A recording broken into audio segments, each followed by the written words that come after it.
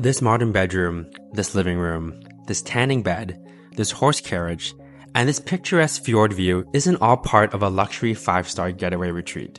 It's actually a prison for murderers, rapists, and drug traffickers. This is the Bastoy Prison in Norway. Located just off the coast of Oslo, Bastoy Prison sits on a secluded 1 square mile island. It used to be a brutal juvenile detention center for boys back in the 1900s, but since 1982, the island is now home to the most progressive and luxurious prison in the world. Amenities include modern dorms with their own room, bathroom, mini fridge, TV, and desk. In fact, this dorm looks nicer than 99% of college dorms in America and apartments in the Lower East Side. You can also enjoy luxuries as if you were at a country club like tennis, horseback riding, fishing, and sunbathing. Dining options from the in-house chefs can range from fish balls with white sauce, shrimps, chicken con carne, to even fresh salmon. There's also red phone boxes where prisoners can call friends and family, and a computer room in the library if you wanted to browse the internet. Bastoy Prison holds 115 prisoners, all male, with 70 full-time staff. Only 35 of the staff are guards, and none of them carry any weapons. Daily life for a prisoner starts at 8:30 a.m. Prisoners must report to work from 8:30 a.m. to 3:30 p.m. every weekday. Jobs they can do include farming, gardening, tending to cows, chopping down trees, bicycle repairs, and even moving supplies around on horses. Guards don't monitor their work, and no one is required to wear any tracking devices or shackles. For their work, inmates are paid around $10 USD a day, might be a little more now due to inflation, and also get $125 USD a month for food. There's a local shop and grocery store where prisoners can go to buy food to cook for breakfast and lunch. Dinner is provided at the dining hall from the chefs, which prisoners can also do as a job to learn how to cook. Most food is grown on site, so a lot of the meals are actually farm to table.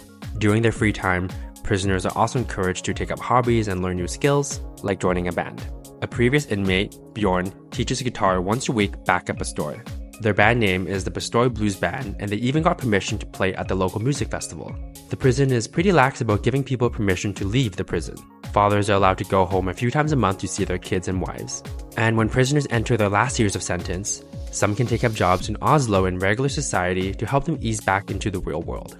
They're expected to return to the prison each day out of their own free will. The entire premise for the prison is to act as a self-sustaining village. At this point, you might be thinking, this is kind of ridiculous. Why do criminals with serious crimes get to live a better life than most people? Free activities, access to nature, nice housing, free healthcare, farm-to-table meals, and a built-in community that helps you become the best person you can be. That's because in Norway, they believe that prisons should be rehabilitation centers, not punishment centers. Arne Nilsen, the prisoner's governor, says, "In closed prisons, we keep them locked up for some years and then let them back out, not having had any real responsibility for working or cooking. In the law, being sent to prison is nothing to do with putting you in a terrible prison to make you suffer. The punishment is that you lose your freedom. If we treat people like animals when they're in prison, they're likely to behave like animals.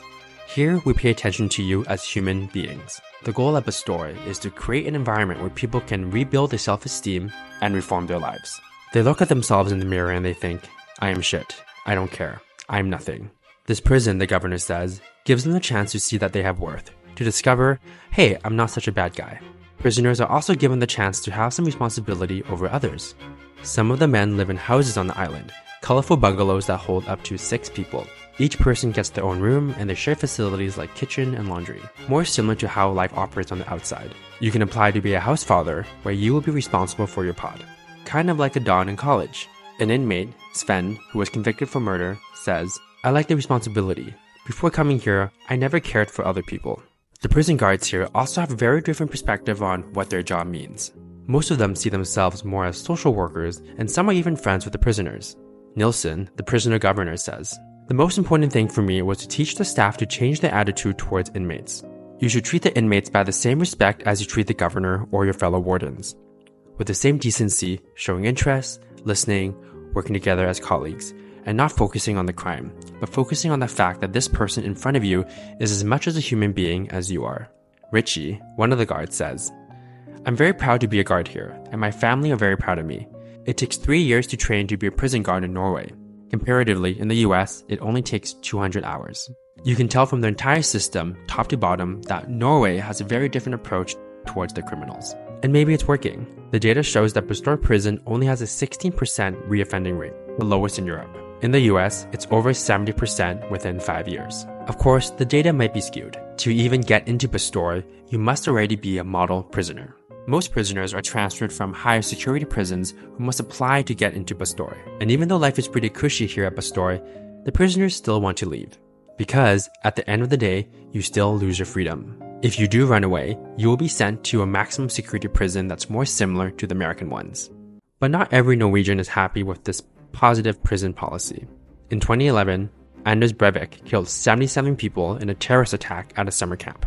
1 in 4 people in Norway knew someone that was affected by this attack. Obviously, he was sent to prison, but people say that if he was ever released, the public would kill him themselves.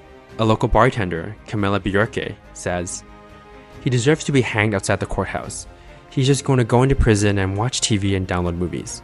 While it's unlikely that Anders will ever be admitted to Bastoy, the worst prison in Norway is probably still a lot better than any American one. But is this really justice? If someone murders your family, do you really want them to get rehabilitated in relative comfort while playing tennis and sewing sweaters? Or would you want them to rot in prison? So this brings up the question, does everyone really deserve a second chance? That's an ethical question that I don't know the answer to, but the show, The Good Place, does a good job exploring that topic. Why can't you redeem for your life on Earth, even if you end up in hell? People do terrible things all the time, but we don't always look at the circumstances that led up to their crime. And the truth is, most prisoners don't stay in prison forever. So the question is, what kind of person do you want them to be once they get out?